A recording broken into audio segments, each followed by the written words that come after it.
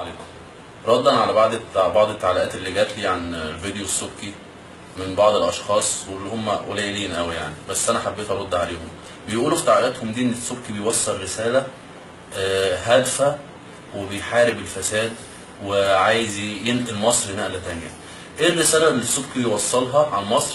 ان هي بلد رقصات وعشوائيات وبلطجيه وكباريهات. ايه الرساله اللي موجوده عايز يوصلها موجوده في كباريه شارع الهرم؟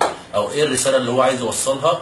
تمام، ان مصر كلها رقصات وافراحها كلها بلطجيه وشرب ومسخره وقله ادب.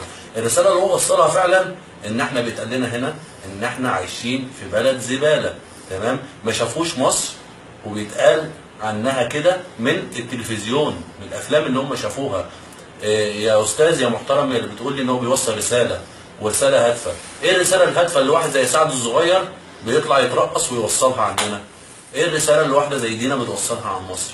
فهموني ايه الرساله اللي هو وصلها غير انه سوق سمعه مصر وضرب سياحتها، وهفضل اقول ان هو سوق سمعه مصر وضرب سياحتها وبهدل الدنيا بافلامه الهابطه القذره، خلانا هنا اتهنا في دول الخليج واتقال عننا ان احنا عايشين في زباله.